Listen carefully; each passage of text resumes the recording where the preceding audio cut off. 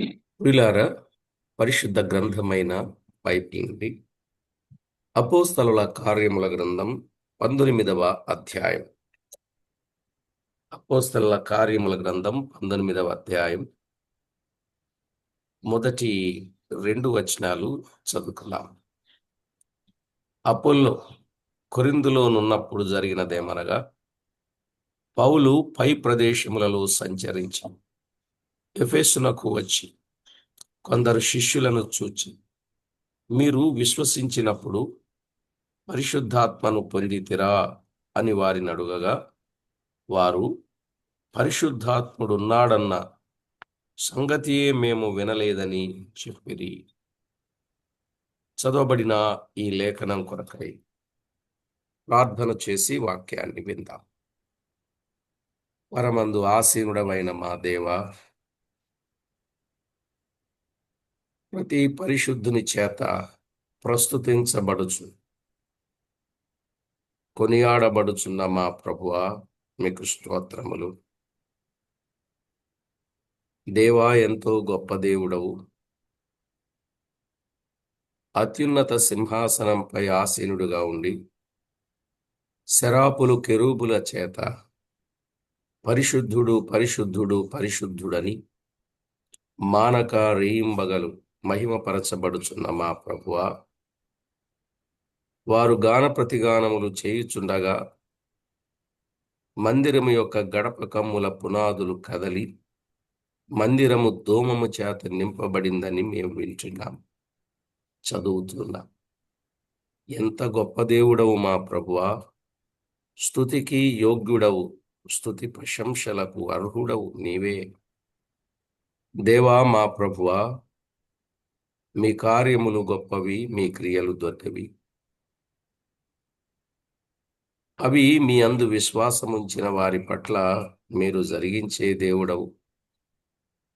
అందును బట్టి మిమ్మును ఎంతో మేము స్తుతిస్తున్నాం.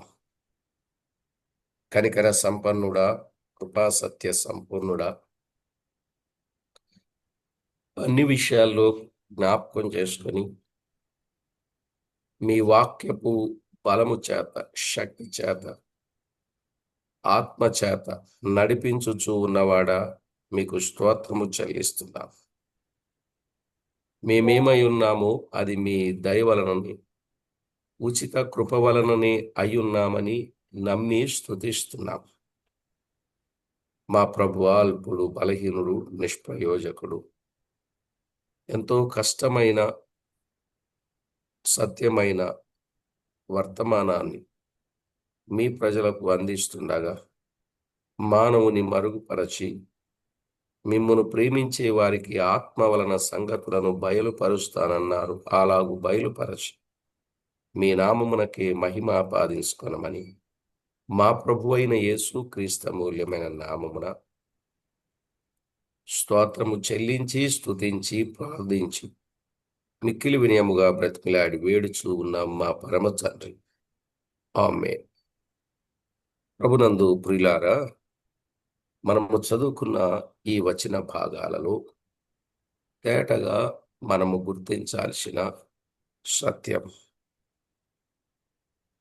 మీరు విశ్వసించున్నప్పుడు పరిశుద్ధాత్మను పొందితిరా అని వారిని అడుగగా, వారు పరిశుద్ధాత్ముడున్నాడన్న సంగతియే మేము వినలేదని చెప్పారు. పరిశుద్ధాత్ముడున్నాడన్న సంగతే మేము వినలేదు. ఇది ఎంతో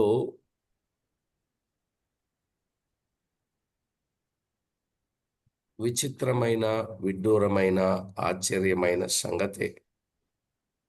వారు విశ్వసించారట గాని పరిశుద్ధాత్ముడున్నాడన్న సంగతే వారికి తెలియదని లేఖనంలో వ్రాయబడింది. అసలు పరిశుద్ధాత్ముడు ఎవరు? ఆయన చేసే పనులేమిటి? ఇలాగున కొన్ని విషయాలు మనము తేటగా వింటూ వచ్చినప్పుడు స్పష్టంగా గమనించవలసిన గొప్ప విషయం,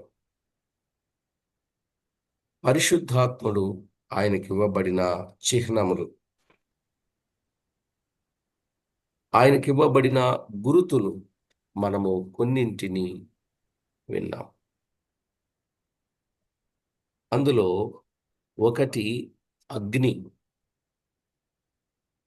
శుద్ధి చేయడానికి ఉపయోగిస్తారు. 2 గాలి ఆయన యొక్క అగోచరత్వం మహత్తరమైన శక్తిని పనిచేయు నిగూఢ విధానమును తెలియజేస్తుంది. 3 నీళ్లు. ఈ నీళ్లు పవిత్రపరచుటకు, అలసట తీర్చుటకు, జీవమునిచ్చుటకు, ఫలము దయచేయుటకు అని విన్నాం. ఇక ముద్ర, మనము దేవుని బిడ్డలమని సాక్ష్యం ఇవ్వడానికి. 5 తైలం, అభిషేకమునకు ఇవ్వబడిన గుర్తుగా. 6 పావురం,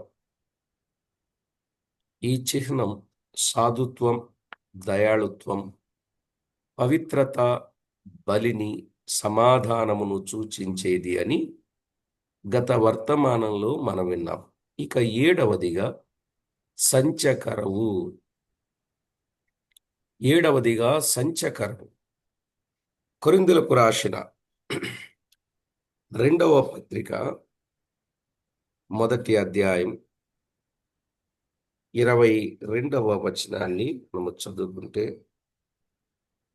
ఆయన మనకు ముద్ర వేసి మన హృదయములలో మనకు ఆత్మ అను సంచకరవును అనుగ్రహించి ఉన్నాడు. ఆత్మ అను సంచకరవు. ఆత్మ అను సంచకరవు. సంచకరువు అనే మాటకు అర్థం భజానా అని కొందరు చెప్తారు. భజానా, అడ్వాన్స్. మరికొందరు కత్తి పెట్టుకునే వర, కత్తి పెట్టుకునే వర, సంచికరవు, కత్తి పెట్టుకునే వర అని కొందరు చెప్తారు.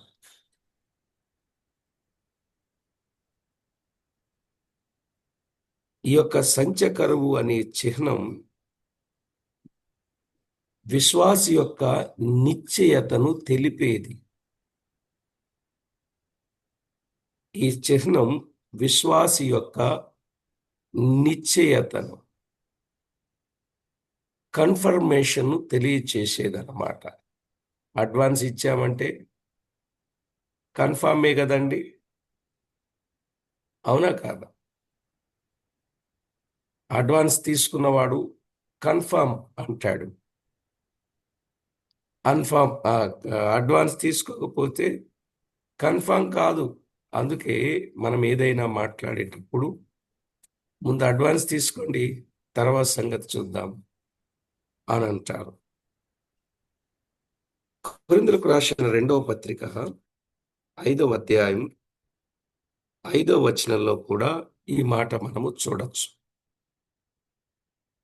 కొరింథీయులకు రాసిన 2వ పత్రిక 5వ అధ్యాయం 5వ వచనం.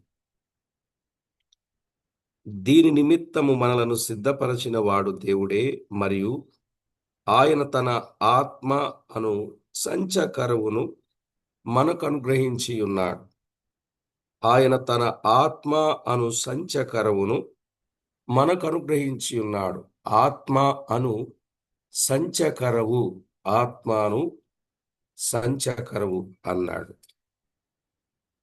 ఎఫెసీయులకు రాసిన పత్రికలో 1వ అధ్యాయం 14వ వచనంలో కూడా,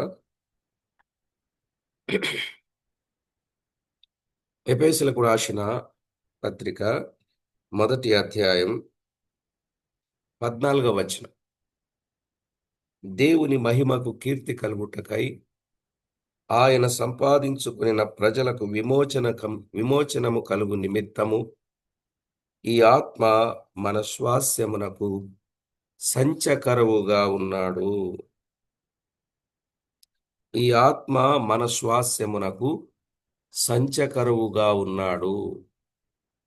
సంచకరువు అనే మాట ఇలా కూడా చెప్పొచ్చు, కాపుదల కర్త. కాపుదల కర్త. దేవుడు చేసిన దానిని బట్టి చేయుదునని చేసిన వాగ్దానమును బట్టి దేవుడు చేసిన దానిని బట్టి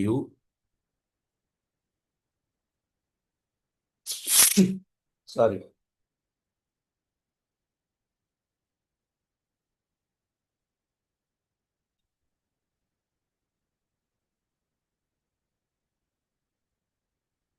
దేవుడు చేసిన దానిని బట్టి చేయుదునని చేసిన వాగ్దానమును బట్టి విశ్వాసి క్రీస్తుకు తన్ను తాను అప్పగించుకున్నాడు.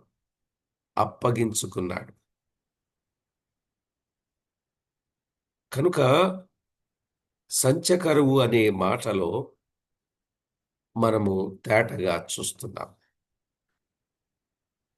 ఆయనే మనల్ని కాపాడువాడు. సరే ప్రియులారా, 7వది సంచకరవు. ఇక 8వది వస్త్రం. ఇవన్నీ ఏంటండి? లేఖనాలలో పరిశుద్ధాత్మను సూచించు అలంకార నామములు, అలంకార చిహ్నములు. నామములు కాదు, అలంకార చిహ్నములు. చిహ్నము అంటే గుర్తులు. నామములు కూడా మనం వినవచ్చు. నామములు కూడా వినవచ్చు.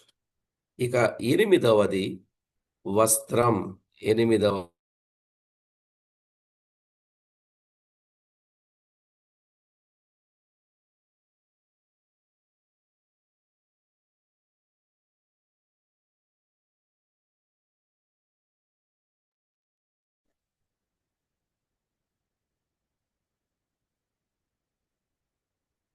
8వది వస్త్రం. రాజుల 2వ గ్రంథం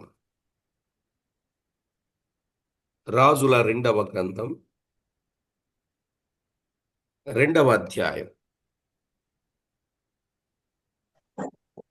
రాజుల 2వ గ్రంథం 2వ అధ్యాయం 9వ వచనం. వారు దాటిపోయిన తరువాత ఎలీషాను చూచి, నేను నీ యొద్ద నుండి తీయబడక మునుపు నీ కొరకు నేనేమి చేయగోరుదునో దాన్నడుగుమని చెప్పగా, ఎలీషా,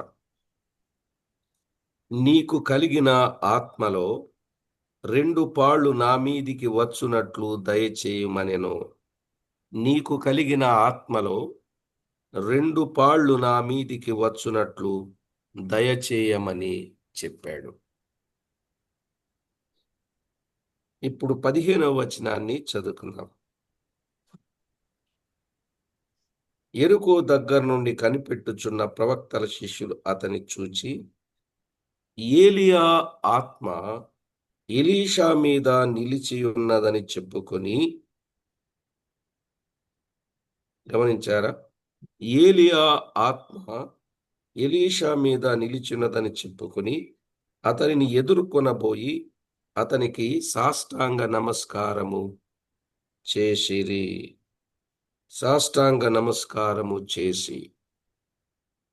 ఇక్కడ మీరు గమనించినప్పుడు ఆరోహణమైన ఏలియా తన దుప్పటిని క్రింద పడవేశాను అని మనము చూస్తాం. తన దుప్పటిని క్రింద పడవేశాడు. ఎప్పుడైతే క్రింద పడవేశాడో అప్పుడు ఏలియా ఆత్మ ఎలీషా మీద నిలిచియున్నదని తెలిపాను. ఏలియా ఆత్మ ఎలీషా మీద నిలిచియున్నదని చెప్పాడు. అలాగే క్రీస్తు ఆరోహణమైనప్పుడు పరిశుద్ధాత్మను సంఘము మీద, అంటే అక్కడ కూడి ఉన్న వారి మీద కుమ్మరించెను అని చూస్తాం. అపోస్తలుల కార్యముల గ్రంథం 2వ అధ్యాయం 33వ వచనాన్ని మనము చదువుకుంటాం. 33 కాగా ఆయన దేవుని కుడిపార్శ్వమునకు హెచ్చింపబడి పరిశుద్ధాత్మను గూర్చిన వాగ్దానమును తండ్రి వలన పొంది మీరు చూచుచూ వినుచూనున్న దీనిని కుమ్మరించి ఉన్నాడు. మీరు చూచుచూ వినుచున్న దీనిని కుమ్మరించి ఉన్నాడు. ఆయన కుమ్మరించినట్లుగా మనము చూస్తున్నాం. పరిశుద్ధాత్ముడు కుమ్మరించబడెను, అనుగ్రహించబడెను, పంపబడెను, దిగి వచ్చెను. ఈ పదాలన్నీ మనము గమనించగలం. ఎఫెసీయులకు రాసిన పత్రికలో 4వ అధ్యాయం, ఎఫెసీయులకు రాసిన పత్రిక 4వ అధ్యాయం 8వ వచనం, అందుచేత ఆయన ఆరోహణమైనప్పుడు చెరను చెరగా పట్టుకొని పోయి మనుషులకు ఈవులను అనుగ్రహించెనని చెప్పబడి ఉన్నది. మనుషులకు ఈవులను అనుగ్రహించెనని చెప్పబడినది. జాగ్రత్తగా మీరు గమనించండి. ఆయన ఈవులను అనుగ్రహించాను. అందుకే పరిశుద్ధాత్మకి ఎన్ని పేర్లు ఉన్నాయంటే, 1 ఆదరణకర్త, 2 ఉత్తరవాది, 3 ఇదిగో ఇక్కడ చెప్పబడినట్లు ఈవి ఆదరణకర్తన్న పరిశుద్ధాత్ముడే, ఉత్తరవాది అన్న పరిశుద్ధాత్ముడే, ఈవి అని అన్న పరిశుద్ధాత్ముడే. అయితే ప్రియులారా, మనము ఎందుకు ఇచ్చాడు, ఆత్మను ఎందుకు పంపాడు, ఎందుకు అనుగ్రహించాడో దైవ లేఖనములో మనము చూడగలం. క్రీస్తు కొరకు సంఘము క్షేమాభివృద్ధి పొందునట్లుగా ఆయన అనుగ్రహింపజేసిన సందర్భాన్ని మనము గుర్తిస్తాం. సరే, ఏది ఏమైనా పరిశుద్ధాత్మ యొక్క 8వ చిహ్నం వస్త్రం, అలాగే 9వ చిహ్నం 9 మంచు. 9 మంచు. దైవ గ్రంథములో వ్రాయబడిన మాట, కీర్తనలు 133వ కీర్తన 1 నుండి 3 చరణాలు మనము చదువుకున్నప్పుడు ఈ విషయం మనకు అర్థమవుతుంది. 133 సహోదరులు ఐక్యత కలిగి నివసించుట ఎంత మేలు, ఎంత మనోహరం. అది తల మీద పోయబడి అహరోను గడ్డము మీదుగా కారి అతని అంగీల అంచు వరకు దిగజారిన పరిమళ తైలము వలె నుండును. సియోను కొండల మీదికి దిగివచ్చు హెర్మోను మంచు వలె నుండును. ఆశీర్వాదము, ఈ శాశ్వత జీవమును అచ్చట నుండవలెనని యెహోవా సెలవిచ్చి ఉన్నాడు. ఇక్కడ సియోను కొండల మీదికి దిగవచ్చు, హెర్మోను మంచు అన్నాడు. హెర్మోను మంచు, హెర్మోను మంచు. దేవుని వాక్యములో ఈ హెర్మోను మంచు చిన్న చిన్న డ్రాపుగా పడి అదంతా ఒక్కటిగా ఎలా ఉంటుందో మీరు కూడా అలాగూ ఎక్కడెక్కడి వారైనా క్రీస్తు యేసు రక్తములో కడుగబడిన వారందరూ ఒక్కటిగా మారాలి. మీరు సమాధానమను బంధము చేత ఆత్మ కలిగించు ఐక్యమును కాపాడుకొనుటలో శ్రద్ధ గలవారయుండుడి అన్నాడు. ఆ మాట ఎఫెసీయులకు రాసిన పత్రిక, ఎఫెసీ పత్రిక 4వ అధ్యాయం 1వ వచనం. ఎఫెసీయులకు రాసిన పత్రిక 4వ అధ్యాయం 1వ వచనం. కాబట్టి మీరు సమాధానమను బంధము చేత ఆత్మ కలిగించు ఐక్యమును కాపాడుకొనుట యందు శ్రద్ధ గలవారై. ఇక్కడ ఆత్మ కలిగించు ఐక్యం, కలిగిస్తాడు ఐక్యతను, విడదీస్తాడు దురాత్ముడు, కలిగిస్తాడు పరిశుద్ధాత్ముడు ఐక్యతను. ఆత్మ కలిగించు ఐక్యం. మంచు అనేది ఎలాగైతే అంత చిన్న చిన్న డ్రాపుగా పడినా అది అంత ఒకటిగా ఎలా కనిపిస్తుందో, అంత ఎలాగున ఆ చూడడానికి గాని అన్నిటికీ అందంగా ఉంటుందో, అలాగున దేవుని పిల్లలు కూడా ఆత్మ కలిగించు ఐక్యమును కాపాడుకునుటలో శ్రద్ధ కలిగి ఉండాలి. ఇక్కడ ఐక్యతను గూర్చి 2 విషయాలు తెలియచున్నది. మొదట అది మంచు వంటిది. 2 ఐక్యత కేవలము పరిశుద్ధాత్మ కలిగించినది. అది మొదట మంచు వంటిది. 2 ఐక్యత కేవలం పరిశుద్ధాత్మ కలిగించినది. కావున మంచుకును ఆత్మకును పోలిక కలదు. మంచుకును పరిశుద్ధాత్మకును పోలిక మనము చూస్తాం. చూడండి, మంచు కొండలైన జమ్మూ కాశ్మీర్ ప్రాంతాలకు మనం వెళ్ళక్కర్లేకుండానే ఈ మధ్య కాలంలో ఎక్కడ చూసినా స్నో వరల్డ్ ఏర్పాటు చేసేస్తున్నారు. స్నో వరల్డ్ మీకు తెలుసండి, స్నో వరల్డ్ ఏర్పాటు చేస్తున్నారు ఎక్కడ పడితే అక్కడ. నిజమేనండి, ఎక్కడ పడితే అక్కడ స్నో వరల్డ్ ఏర్పాటు చేస్తున్నారు. ఎందుకంటే ఆ లోపలికి వెళ్ళామంటే వాడి జాకెట్స్ ఇస్తారు. ఆ మంచుకు మనము తట్టుకోలేము. కొద్దిసేపు ఉన్న తర్వాత బాబోయ్ అని బయటకు వచ్చేస్తాం. అలాంటి అట్మాస్ఫియర్ ఏసీల ద్వారా వాళ్ళు ఏర్పాటు చేస్తున్నారు. ఎక్కడ పడితే అక్కడికి వచ్చేసారు. ఈ మధ్య ఎగ్జిబిషన్లో రాజమండ్రికి కూడా వచ్చింది అని ఎక్కడో విన్నాను నేను. కనుక ప్రభునందు ప్రియులారా, మంచు అనేది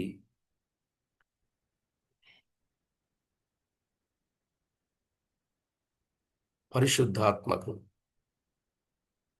2 ఐక్యత, అది పరిశుద్ధాత్ముడు కలిగించేది.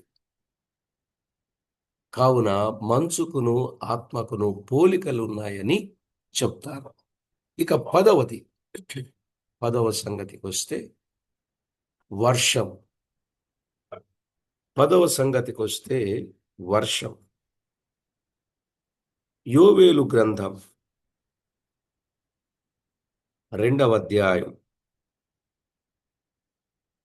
21వ వచనము నుండి 27వ వచనం వరకు, 21వ వచనము నుండి 27వ వచనము వరకు మనము చదివినప్పుడు వర్షమును కుమ్మరించెదను అంటాడు. ఏం కుమ్మరిస్తాడండి? వర్షాన్ని కుమ్మరిస్తా. 23లో ఉన్నదిలేండి. సియోను జనులారా ఉత్సహించి మీ దేవుడైన యెహోవాయందు సంతోషించుడి. తన నీతిని బట్టి ఆయన తొలకరి వర్షమును మీకు అనుగ్రహించును.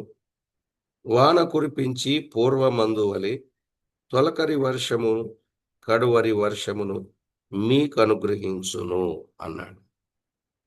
ఈ భాగంలో వర్షం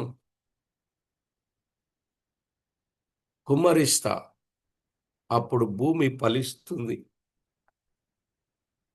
అని చెప్పిన సందర్భం. ఇక 28, 29 వచనాలు, తరువాత నేను సర్వజనుల మీద నా ఆత్మను కుమ్మరించురు. మీ కుమారులను మీ కుమార్తెలను ప్రవచించెదరు, ప్రవచనములు చెప్పుదురు. మీ ముసలివారు కలలు గందురు, మీ యవనులు దర్శనములు చూతురు. ఇక్కడ మనము గమనిస్తే నేను సర్వజనుల మీద నా ఆత్మను కుమ్మరింతును అన్నాడు. సర్వజనుల మీద నా ఆత్మను కుమ్మరింతును అన్నాడు. ఈ ఆత్మను కుమ్మరింతును అను మాటను బట్టి పరిశుద్ధాత్మకు వర్షమునకు పోలిక గలదని చెప్పవచ్చు. నిజమే. అపోస్తల కార్యములు 2వ అధ్యాయం, అపోస్తలుల కార్యముల గ్రంథం 2వ అధ్యాయం 16 నుండి 18 వచనం. 16 నుండి 18 వచనాల్లో మనము ఆ మాటలు గమనించవచ్చు. యోవేలు ప్రవక్త ద్వారా చెప్పబడిన సంగతి ఇదే, ఏమనగా అంత్యదినములయందు నేను మనుషులందరి మీద నా ఆత్మను కుమ్మరించెదను, మీ కుమారులు మీ కుమార్తెలు ప్రవచించెదరు, మీ యవనులకు దర్శనములు కలుగును, మీ వృద్ధులు కలలు గందురు. ఆ దినములలో నా దాసుల మీదను నా దాసురాండ్ర మీదను నా ఆత్మను కుమ్మరించెదను గనుక వారు ప్రవచించెదరు. ఆ ఆత్మను కుమ్మరిస్తా అన్నాడు. కనుక దేవుని వాక్యంలో యోవేలు గ్రంథములో చెప్పబడిన ప్రొఫెసీ, ప్రవచనం అపోస్తలుల కార్యముల గ్రంథములో నెరవేర్చబడింది. ఆల్రెడీ ఆ రోజు చెప్పాడు, ఇక్కడ నెరవేర్చబడింది. ఇప్పుడు నెరవేర్చబడిన దానిని మళ్ళా ఇంకొక్కసారి పంపు, ఇంకొక్కసారి కుమ్మరించు, ఇంకొక్కసారి అనే మాటలు ఎంతవరకు రైటు? అదుగో అంత్యదినములలో కుమ్మరిస్తానన్నాడు కాబట్టి, ఇప్పుడు అంత్యదినాల్లో ఉన్నాం కాబట్టి మళ్ళా సారికి కుమ్మరిస్తాడు పరిశుద్ధాత్మన అనుకోవడం అది పొరపాటు అవుతుంది. ఇప్పుడు దేవుడు ఒక మాట చెప్పాడు, ఆ మాట ఎప్పుడు నెరవేర్చారు? అపోస్తల కార్యాలలో నెరవేర్చారు. యోవేలు గ్రంథంలో చెప్పబడిన ప్రవచనం అపోస్తలుల కార్యముల గ్రంథములో నెరవేర్చాడు. ఇక నెరవేర్చబడింది మాటి మాటికి నెరవేర్చబడదు, ఒక్కసారే. గనుక ప్రియులారా, విషయాలు కొంచెం మీరు ఆలోచన చేయండి, కొంచెం తేటగా మీరు గమనించండి. అర్థం కాకపోతే మీటింగ్ అయిన తర్వాత తప్పనిసరిగా అడగండి. ఎందుకంటే తెలిసినట్లుగా ఉండడం కంటే తెలుసుకొని ఉండడం మంచిది, అవునా కాదా? తెలిసినట్లు ఉండవద్దు. ఏదైతే తెలియలేదో దాన్ని తేటగా తెలుసుకొని వివరంగా, విశ్వాసంగా, విజయులుగా, విజేతలుగా మనం ఉండాలి. దేవుని యొక్క ఆలోచన అది. అంతేగాని తెలియని విషయాన్ని నాకు తెలుసు అన్నట్టుగా మనము వెళ్ళకూడదు. ఒకవేళ తెలుసుకోవాలని ఉందా, తేటగా తెలుసుకోవాలి కానీ నాకంతా తెలుసు అని వెళ్ళకూడదు. అలాగూ ఈ రోజుల్లో చాలామంది చెప్పినా కూడా వినని పరిస్థితులు. మాకు తెలుసులేండి, మాకు చెప్పక్కర్లేదు, మాకు చిన్నప్పటి నుంచి ఇందులోనే పుట్టాం, ఇందులోనే పెరిగాం, ఇందులోనే తిరిగాం, ఇందులోనే చేస్తాం అని అంటున్నారే తప్ప నిజంగా విషయాలు వారికి అర్థమయ్యాయా లేదా? అయ్యో, ఈ విషయంలో నాకు అర్థం కాలేదే, దానిని గురించి తెలుసుకోవాలి, లేఖనాలను పరిశీలనగా తెలుసుకోవాలి, ప్రమాదము జరగకముందే లేఖనాలను తెలుసుకోవాలి అని అనుకోవాలి.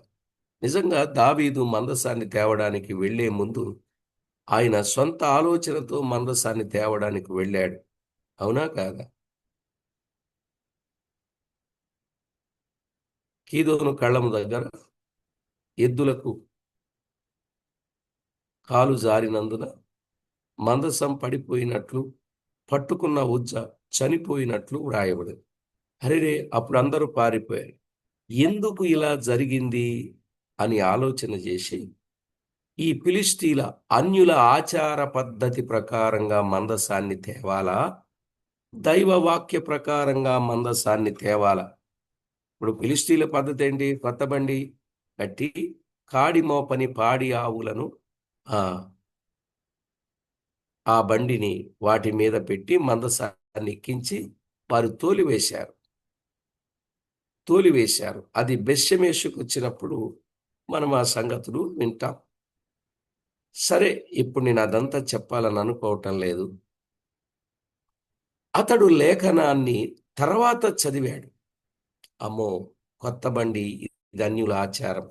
ఇలా మందసాన్ని తేకూడదు. ఎలా తేవాలి? దండెలతో భుజాల మీద మందసాన్ని మోసుకురావాలి అని దేవుడు చెప్పాడు. ధర్మశాస్త్రం చెప్పింది. మోషే చెప్పాడు.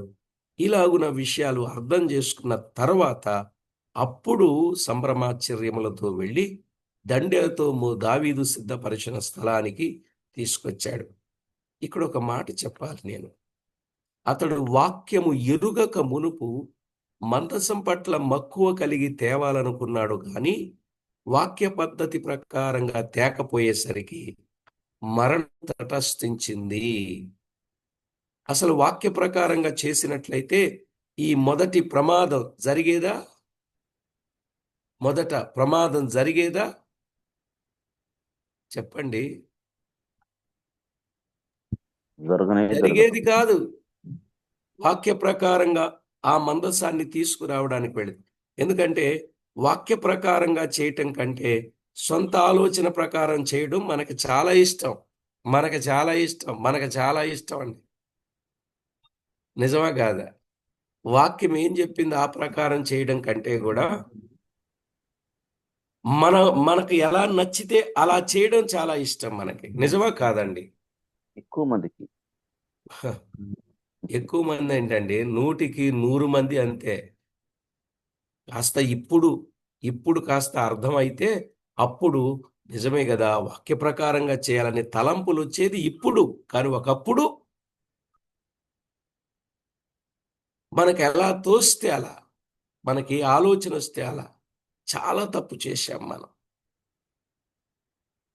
ఎప్పుడు కూడా వాక్య పద్ధతిని ఎరిగి మనం ముందుకు వెళ్ళాలి కానీ వాక్య పద్ధతి ఎరగకుండా మనం ముందుకు వెళితే దాని వలన ప్రమాదమే ఎక్కువ ప్రయోజనం కంటే ప్రమాదమే ఎక్కువ అండి. అందుకే విషయాలు మనము చాలా జాగ్రత్తగా అర్థం చేసుకోవాలి, ఆలోచన చేసుకోవాలి. ప్రభువుకు మహిమకరంగా మనము లేఖనాల వెలుగులో సేవ చేయాలి, సేవించాలి. సేవ చేసిన లేఖనముల ప్రకారమే, ప్రభువును సేవించిన లేఖనముల ప్రకారమే చెయ్యాలి. అలా కాకుండా నాకు తెలిసింది భక్తి అని ఈవేళ దేవుని పేరట అయ్యో ఎంత ఘోరంగా ఉన్నారండి. దేవుని పేరట చాలా రకరకాల భక్తి, బయటనున్న భక్తిని విడిచిపెట్టక ఈయన పేరు చెప్పి యాజ్ ఇట్ ఈజ్గా, అంటే లోకములో ఎలాగైతే భక్తి చేశారో ఇక్కడికి వచ్చిన తర్వాత కూడా అలాగే భక్తి చేశారు. ఇటీవల డెల్టా ఏరియాలో ఒక ఆయన ఏకంగా ఆయన ఒంటి మీద చొక్కా వేసుకోడు, కాళ్ళకి చెప్పులు వేసుకోడు, ఇదివరకు కొట్టిన గంట లాంటి గంట పట్టుకుంటాడు.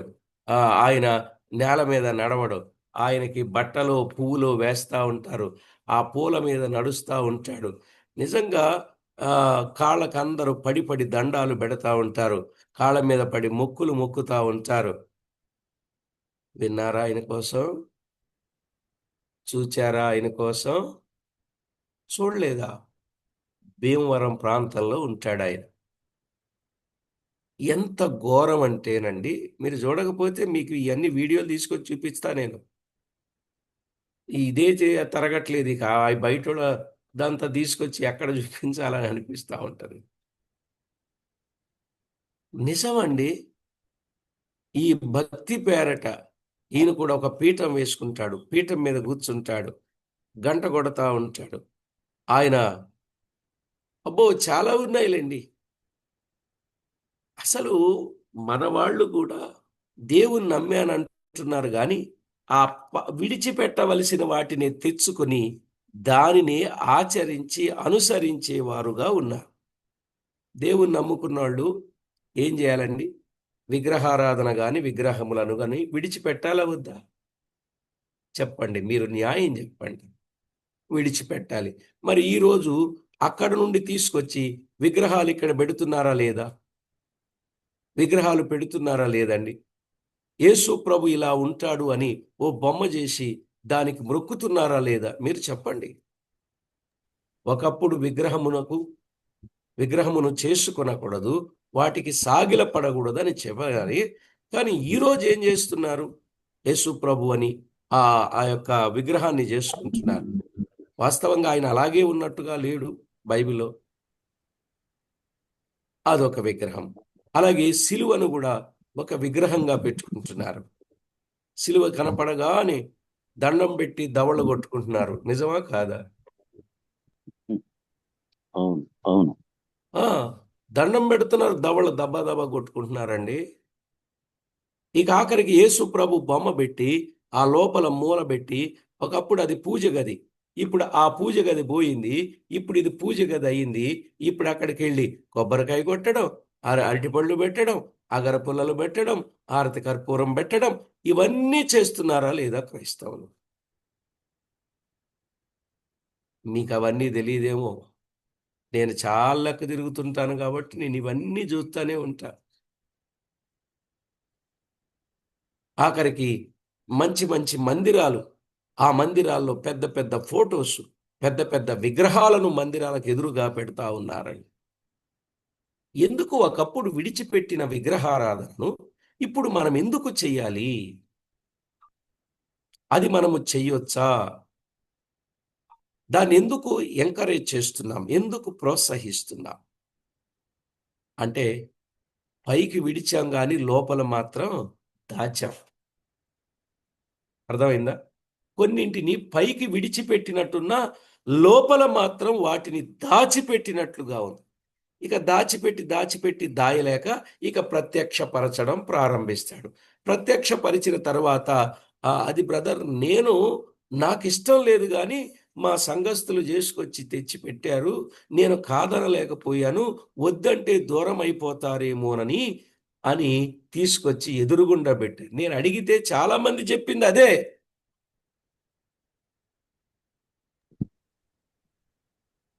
నిజమండి. నిజం. మా విశ్వాసులు తెచ్చిపెట్టారండి. మీ విశ్వాసికి ఇది కరెక్ట్ కాదని చెప్పలేరా మీరు? చెబితే వెళ్ళిపోతారా? వెళ్ళిపోతారుగా. వెళ్ళిపోతే ఒక్క ద్వారం మూయబడితే 7 ద్వారాలు దేవుడు తెరవగలడనే సత్యం మనకెందుకుండదు చెప్పండి? ఏంటండి సేవకులు విశ్వాసి సరిగా లేనివాడు విశ్వాసాన్ని పెంచుకుంటున్నాడు. కానీ సరిగా లేని వ్యక్తి ఇక్కడ మనల్ని సరిజేయడానికి చూస్తా ఉంటే మనం ఎక్కడండి వాళ్ళకు ఒప్పుకునేది? కంచి చేనెయ్యొచ్చా? గొర్రె కాపరిని కాయొచ్చా? చెప్పండి. కాపరి గొర్రెలను కాయాలి. అంతే. ఈయన సత్యాన్ని, లేఖనాలను వారికి అర్థమయ్యేటట్లు చెప్పాల్సిన అవసరత, ఆవశ్యకత ఎంతైనా ఉంది. బ్రదర్ ఇది ఇలా కాదు. అది కూడా మంచిగా చెప్పండి. గొడవకు పోయి వాళ్ళు మనకు దూరం అయ్యేటట్టుగా ఏం చెప్పొద్దు. ఇది వాక్య పద్ధతి కాదు. ఇది క్రమం కాదు. ఇది సత్యం కాదు. ఇది దైవ ధర్మం కాదు. ఇది దైవ పద్ధతి కాదు. దేవుడు చెప్పిన పద్ధతి ఇది. సిస్టమ్ ఇట్లా ఉంది. మీరిలా చేయటం తెలిసి చేశారో, తెలియక చేశారో, కానీ ఇది ఇక్కడ అంగీకరించబడదు అని ఎందుకు మనం చెప్పలేకపోతున్నాం?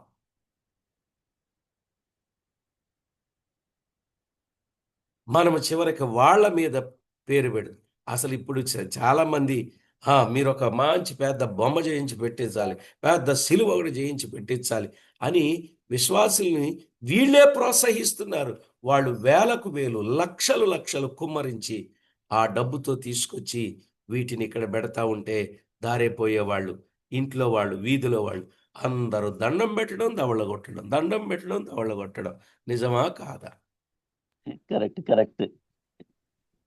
ప్రియులారా, మనము కొన్ని విషయాలు కొంచెం జాగ్రత్తగా ఆలోచన చేయాలి. సరే, మన టాపిక్‌లోకి వద్దాం. పరిశుద్ధాత్ముడు ఎవరికి పోలికగా పోల్చబడ్డాడు అనంటే 10వది వర్షమునకు అన్నాం. ఇక 11వది మేఘము. 11వది మేఘం.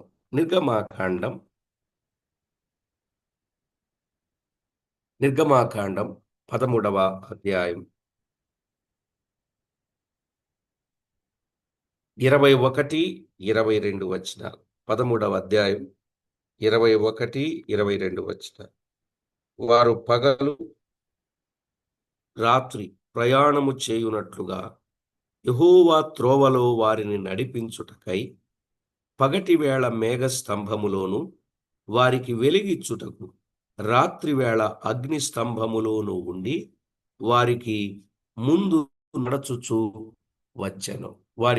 నడచుచు వచ్చెను. గనుక పగటివేళ మేఘస్తంభమునైనను రాత్రివేళ అగ్ని స్తంభమునైనను ప్రజల ఎదుట నుండి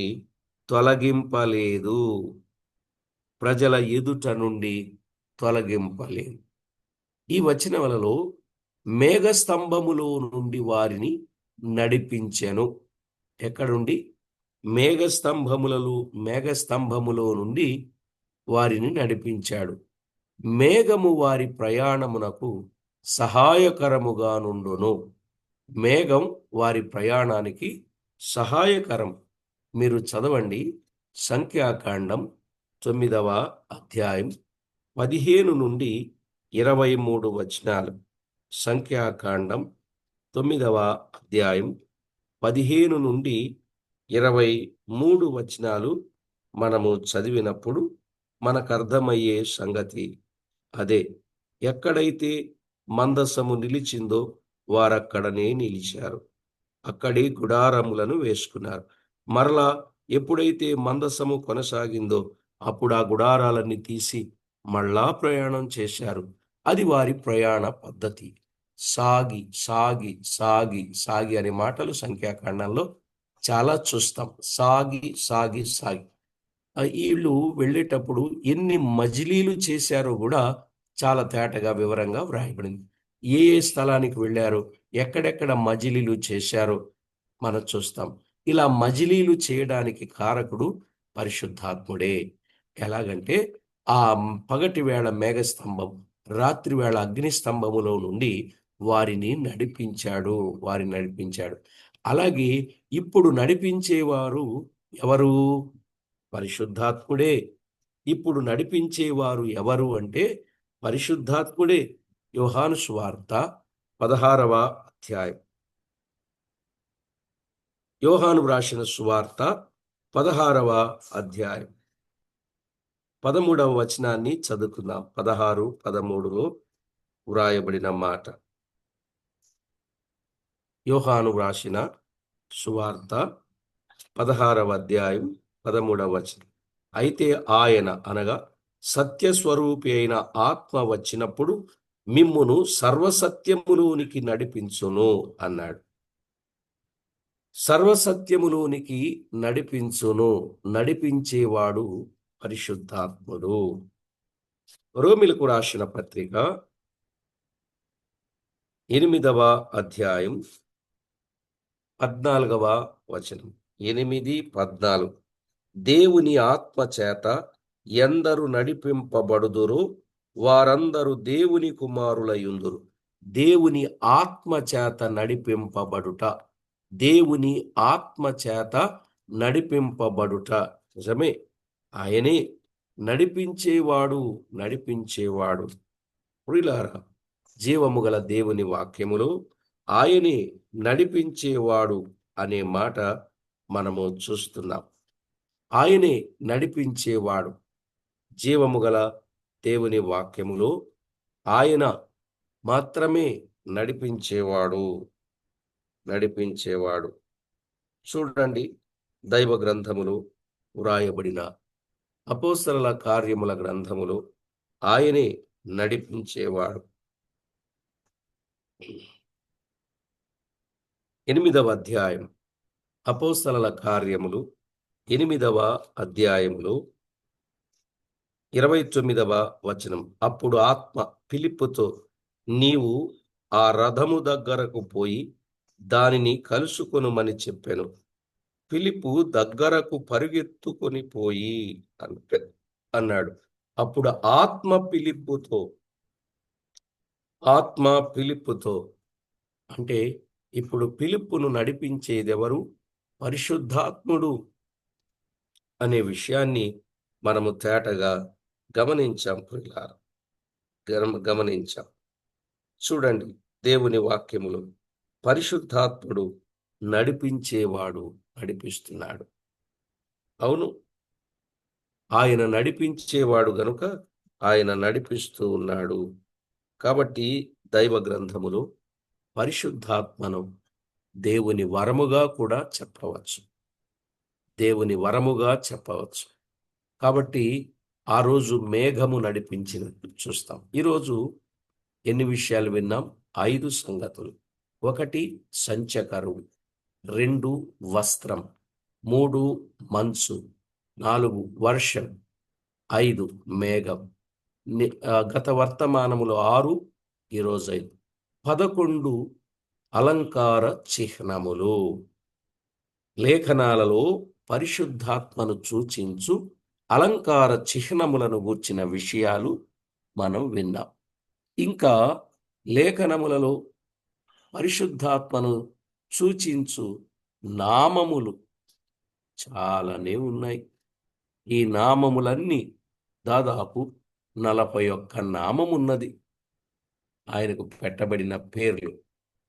ఇక దాటిపోదాములేండి, మన వర్తమానంలో ముందుకు దాటిపోదాం. కాబట్టి ప్రభునందు ప్రియులారా, పరిశుద్ధాత్ముడు మన విషయములో ఆయన ఎంత గొప్ప ప్రణాళిక కలిగి ఉన్నాడో అది మనం అర్థం చేసుకొని ప్రభువుకు మనం ఎప్పుడు మహిమకరంగా జీవిద్దాం. కనుక ఎప్పుడు ఆత్మచేతనే నడిపింపబడాలి. సొంత ఆలోచనతో ఊహలతో నడిపింపబడకూడదండి. ఆత్మ చెప్పే ఆలోచన చేతనే మనమందరము నడిపించబడాలి. ఎందుకంటే ఆత్మ నడిపించేది ఎప్పుడు పరిశుద్ధమైన దైవ కార్యానికే నడిపిస్తాడు ఆయన. కనుక అది మనం గుర్తు చేసుకొని చక్కగా దైవ కార్యాల విషయంలో ఆసక్తి కలిగి దేవునికి ఎంతో మహిమ తెద్దాం. ప్రార్థన చేసుకుందాం.